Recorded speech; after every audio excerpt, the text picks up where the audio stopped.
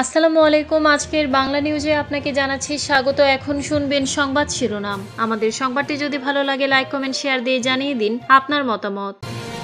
ন্যায় পরায়ণতাই হবে বিএনপি রাষ্ট্র পরিচালনায় মূল মন্ত্র, জানিয়েছেন তারেক রহমান। ফকির বাউলসহ ভিন্ন মতাবলম্বীদের উপর সব ধরনের জুলুম বন্ধ হোক, জানিয়েছেন তথ্য উপদেষ্টা। বিএনপি ক্ষমতায় গেলে বিনামূল্যে প্রাথমিক চিকিৎসা সেবা চালু করবে, জানিয়েছেন আমির খসরু। মন্ত্রী বিচারপতিরা এলে আপনারা কেন পারবেন না, সেনা কর্মকর্তাদের উদ্দেশ্যে ট্রাইব্যুনাল।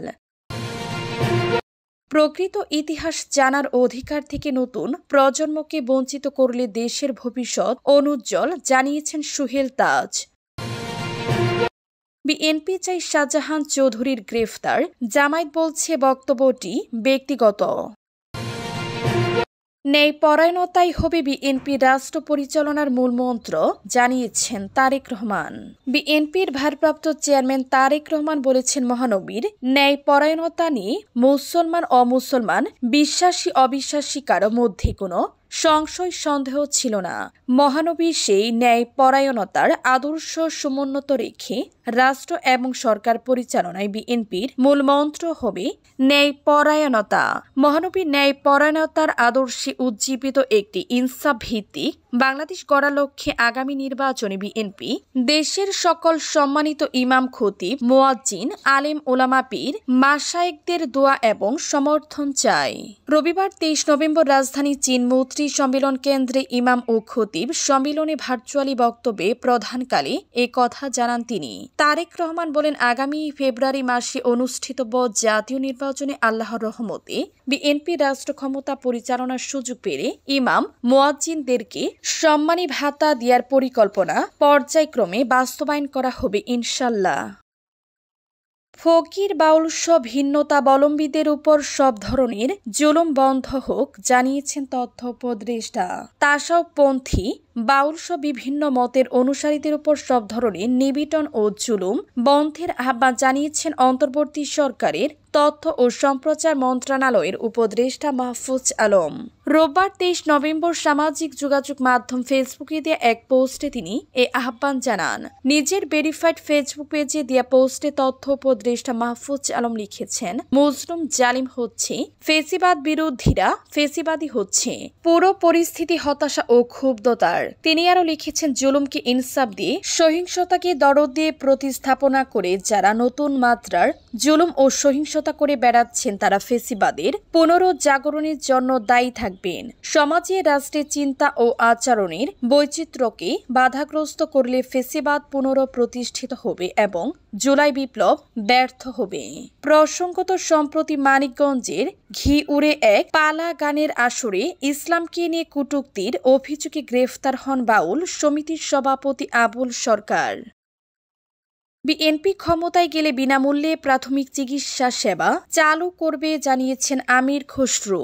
স্থায়ী কমিটির সদস্য আমির খসরু মাহমুদ চৌধুরী রবিবার 23 নভেম্বর বাংলাদেশ মেডিকেল বিশ্ববিদ্যালয়ের বিএমইউ অডিটোরিয়ামে এক অনুষ্ঠানে প্রধান অতিথির বক্তব্যে তিনি এই কথা জানান। বিএনপির ভারপ্রাপ্ত চেয়ারম্যান তারেক রহমানের 31 দফায় আগামী রাষ্ট্র ভাবনা এবং স্বাস্থ্য ব্যবস্থার প্রেক্ষাপট শীর্ষক এই আলোচনা সভার আয়োজন করে চিকিৎসকদের সংগঠন ডক্টরস অ্যাসোসিয়েশন অব বাংলাদেশ ড্যাব নেতাদের উদ্দেশ্যে খসরু বলেন, বিএনপির 31 দফায় স্বাস্থ্য খাত নিয়ে যে অঙ্গীকার আছে তা আপনারা সারা দেশে ছড়িয়ে দিন।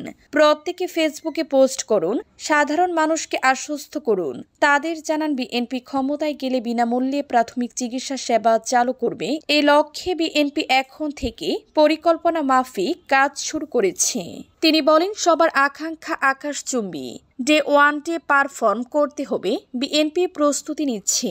1 কোটি মানুষকে চাকরি কিভাবে দেব, হোমওয়ার্ক করে বলছি। মন্ত্রী বিচারপতিরা এলে আপনারা কেন পারবেন না, সেনা কর্মকর্তাদের উদ্দেশ্যে ট্রাইব্যুনাল।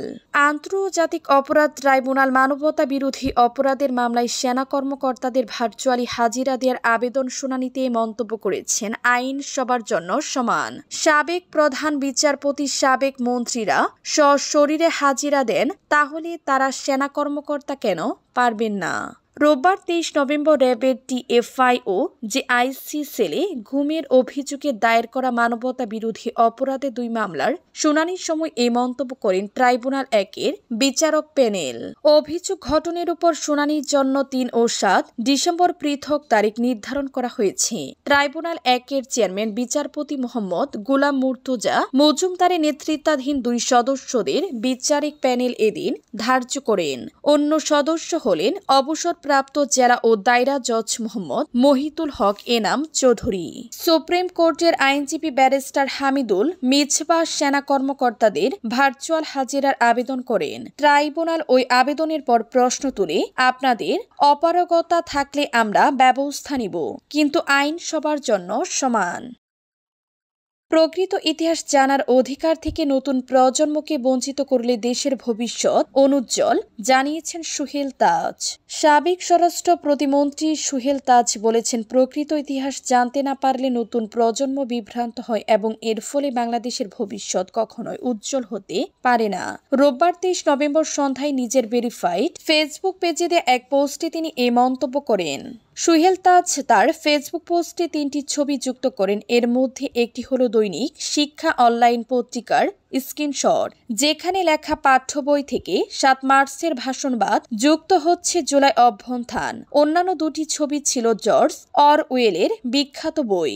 তিনি লিখেছেন, যখন যে দল বা গোষ্ঠী ক্ষমতায় বসে ইতিহাস আড়াল বা বিকৃত করে নিজের মতো নতুন ইতিহাস লেখার চেষ্টা করে, তখন নতুন প্রজন্ম বিভ্রান্ত হয়, তাদের মধ্যে দেশপ্রেম জাগে না, আর আমরা একই দুর্নীতি, অনিয়ম ও বিশৃঙ্খলার চক্রে আটকে থাকি। তিনি আরও লিখেছেন, 2024 বাংলাদেশ স্বৈরাচারী অপশাসনের কবল থেকে মুক্ত হয়েছি, আর 1971 আমাদের স্বাধীন দেশ দিয়েছে। প্রকৃত ইতিহাস জানার অধিকার থেকে নতুন প্রজন্মকে বঞ্চিত করলে বাংলাদেশের ভবিষ্যৎ কখনো উজ্জ্বল হবে না। বিএনপি চাই শাহজাহান চৌধুরীর গ্রেফতার, জামায়াত বলছে বক্তব্যটি ব্যক্তিগত। চট্টগ্রাম অঞ্চলে নির্বাচনী দায়িত্বশীলদের সম্মেলনে জামায়াতের সাবেক সংসদ সদস্য ও চট্টগ্রাম নগর জামায়াতের সাবেক আমির শাহজাহান চৌধুরীর দেয়া বক্তব্যকে কেন্দ্র করে রাজনৈতিক অঙ্গনে তীব্র প্রতিক্রিয়া তৈরি হয়েছে। ওই বক্তব্যের জেরে তাকে গ্রেফতারের দাবি জানিয়েছে বিএনপি। অপরদিকে জামায়াত বলছে এটি দলের নয়, তার ব্যক্তিগত বক্তব্য। চট্টগ্রাম মহানগর বিএনপির সদস্য সচিব নাজিমুল রহমান বলেন, শাহজাহান চৌধুরীর বক্তব্যে প্রমাণ হয় জামায়াত নতুন করে আরেকটি ফেসিবাদ প্রতিষ্ঠা করতে চায়। তার বক্তব্যে স্পষ্ট যে আসন্ন নির্বাচন অবাধ ও সুষ্ঠু হবে না। এমন বক্তব্যের জন্য আমরা তাকে গ্রেফতারের দাবি জানাচ্ছি। জামায়াতের কেন্দ্রীয় সহকারী সেক্রেটারি জেনারেল এবং চট্টগ্রাম অঞ্চল পরিচালক মোহাম্মদ শাহজাহান বলেন, বক্তব্যটি আমরা দেখেছি, এটা একান্তই ওনার বক্তব্য, এটার ব্যাখ্যা উনি ভালো দিতে পারবেন। তার এই বক্তব্য জামায়াত সমর্থন করে না। আমরা তাৎক্ষণিকভাবে তার দৃষ্টি আকর্ষণ করেছি। শনিবার রাতে চট্টগ্রাম নগরীর জিইসি কনভেনশন সেন্টারে অনুষ্ঠিত নির্বাচনী দায়িত্বশীল সম্মেলনে শাহজাহান চৌধুরী বলেন, নির্বাচনে জিততে হলে প্রশাসনকে আমাদের আন্ডারে আনতে হবে, পুলিশ ওসিকে আমাদের পিছনে ছুটে আসতে হবে। নির্বাচন শুধু জনগণ দিয়ে হয় না, প্রশাসনকে আমাদের কথায় উঠতে বসতে হবে, গ্রেফতার করবে, মামলা করবে।